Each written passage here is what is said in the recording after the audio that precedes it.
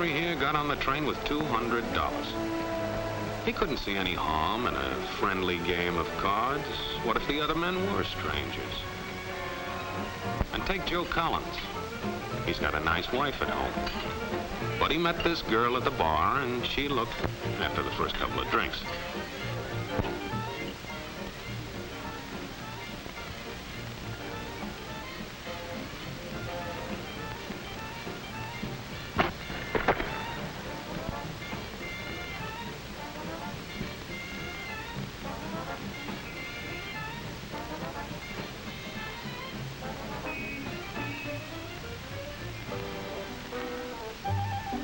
There's a good old-fashioned word for people like this. We call them suckers. And there are other people. People who stay up nights figuring out how to take away what they've got. There are all kinds of games. Mike here, for instance. He's got everything in me. He's young, he's healthy, got a job. And he's got plenty of food. Big factories to make things a man can use. Big cities to do the business of a big company. And people, lots of people. Enough to work the farm and build the factories, dig the mines, run the business. All kinds of people. People from different countries with different religions, different colored skins. Free people. They can live together and work together and build America together because they're free. Free to vote, to say what they please, go to their own churches, to pick their own jobs. Yeah, Mike's got something, all right. He's got America. But there are guys who stay up nights figuring out how to take that away from him. I happen to know the facts. Now, friends, I'm just an average American. But I'm an American. And some of the things I see in this country of ours make my blood boil. I see people with foreign money. I see Negroes holding jobs that belong to me and you. Now, I ask you, if we allow this thing to go on, what's going to become of us real Americans? I've heard this kind of talk before, but I never expected to hear it in America. This fellow seems to know what he's talking about. What are we real Americans going to do about it? You'll find it right here in this little pamphlet. The truth about Negroes and foreigners. The truth about the Catholic Church.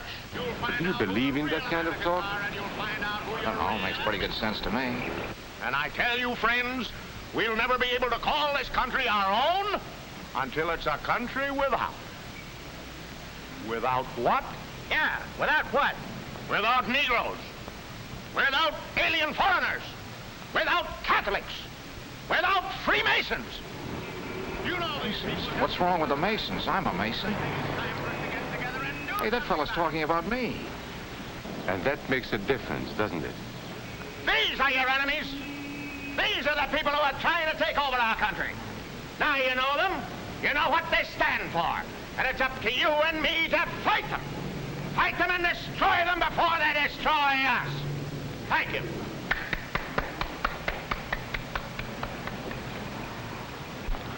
Before he said Masons, you were ready to agree with him. Well, yes, but he was talking about... What about those other people? But in this country, we have no other people. We are American people. What about you? You aren't American, are you? I was born in Hungary, but now I am an American citizen. And I have seen what this kind of talk can do. I saw it in Berlin. What were you doing there? I was a professor at the university. I heard the same words we have heard today. But I was a fool then. I thought Nazis were crazy people, stupid fanatics. But unfortunately, it was not so. You see, they knew that they were not strong enough to conquer a unified country. So they split Germany into small groups. They used prejudice as a practical weapon to cripple the nation. Of course, that was not easy to do. They had to work hard to do it. You see, we human beings are not born with prejudices. Always they are made for us, made by someone who wants something. remember that when you hear this kind of talk. Somebody's going to get something out of it, and it isn't going to be you. This is not classroom theory. I saw it happen. I saw it first in Berlin in 1932.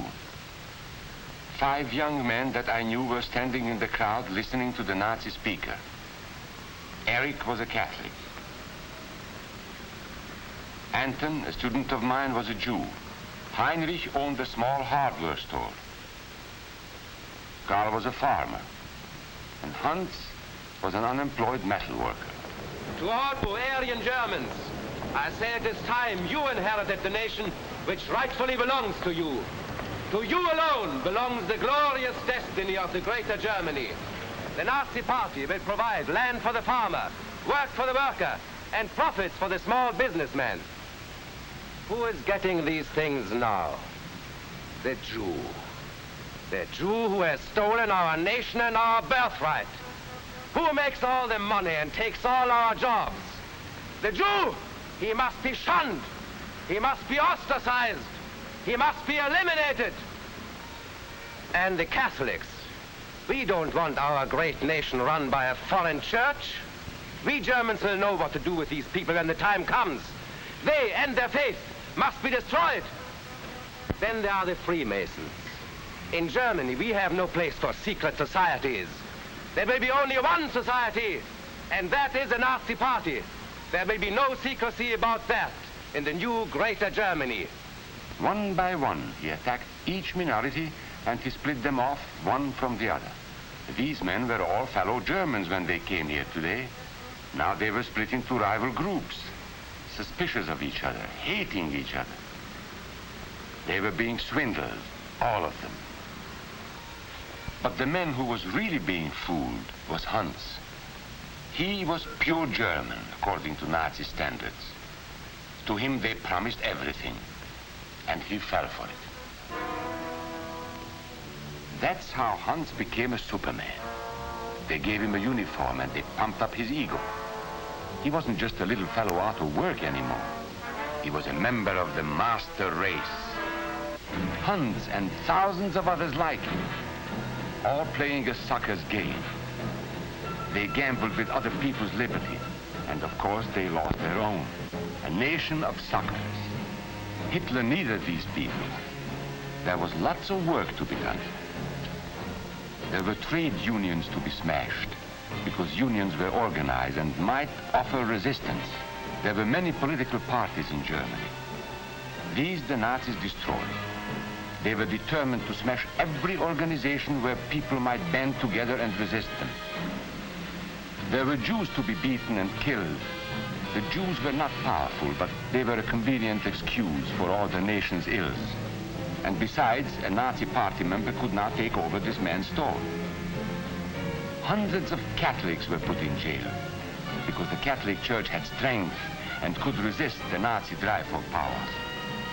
They had split the nation into 100 pieces, and then one by one, they had destroyed the pieces.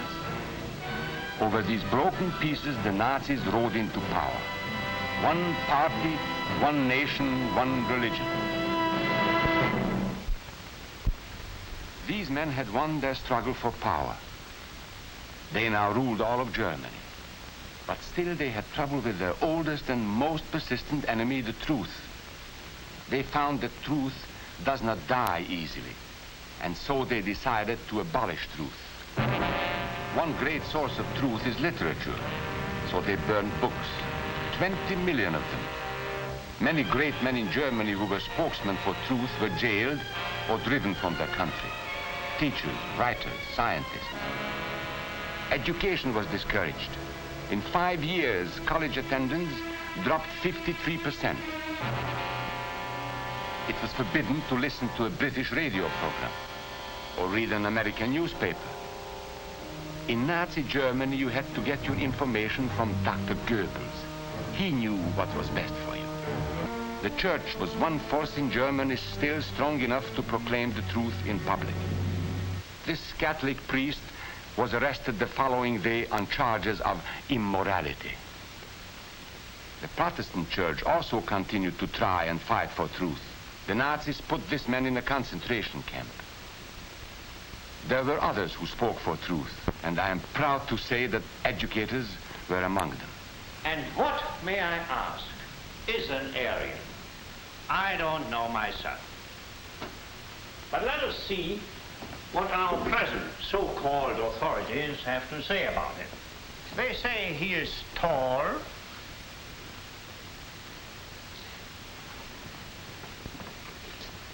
slender,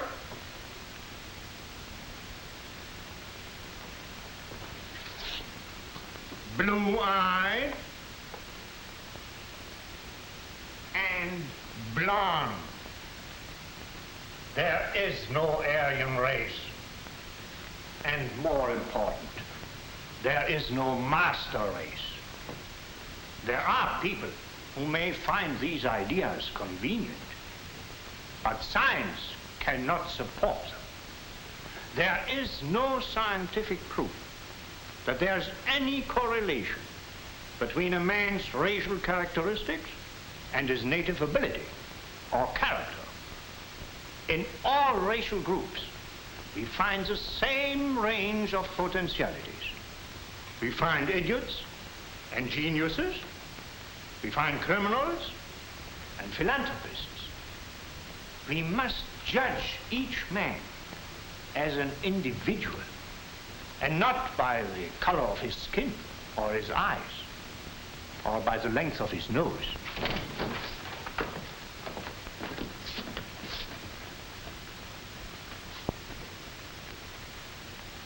Come in, gentlemen. It's comfortable. And remember that there is no master race.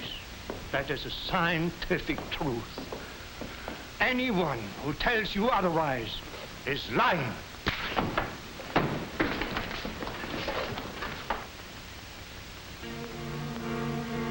And so for all practical purposes, truth had been abolished in Germany. A lot of my German friends wondered what had hit them. How did it happen? Where did it start? It started right here. And this was where it could have been stopped.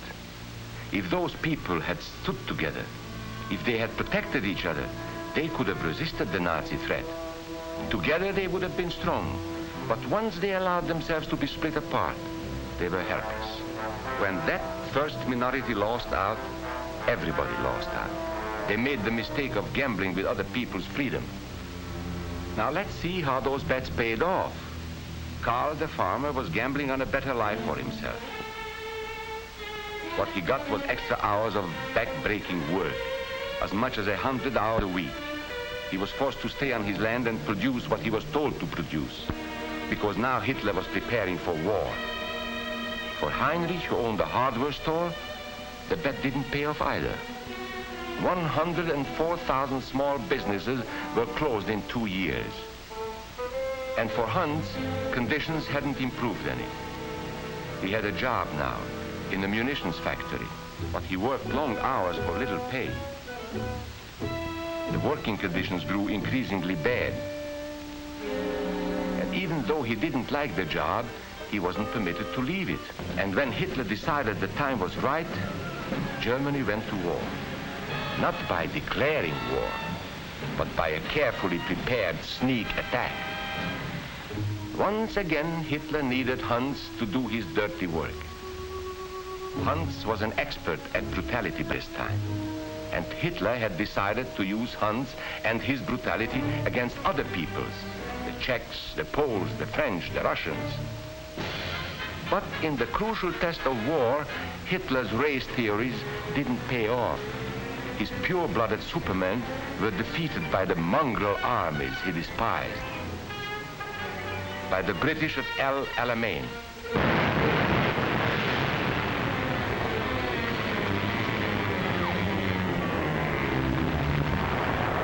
By the Russians at Stalingrad.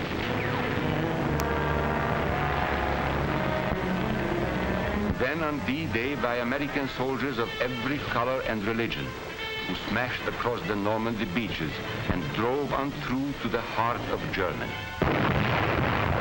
For the misguided Germans who had swallowed the Nazi bait, the Nazi game did not pay off.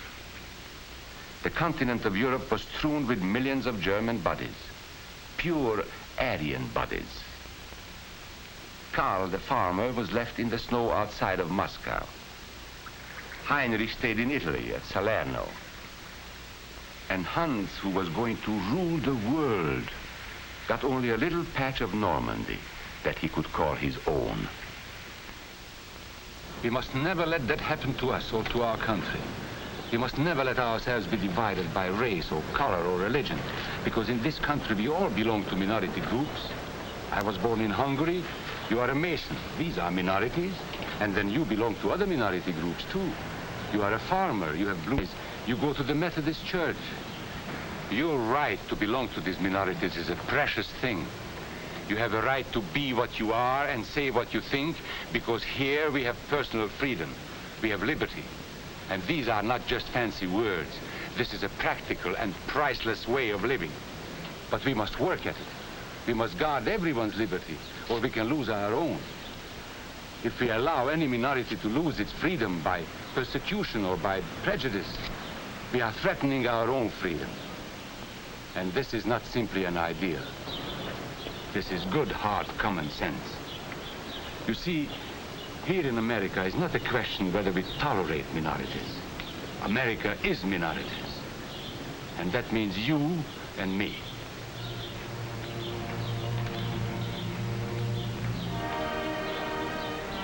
So let's not be suckers. We must not allow the freedom or dignity of any man to be threatened by any act or word. Let's be selfish about it. Let's forget about we and they. Let's think about us.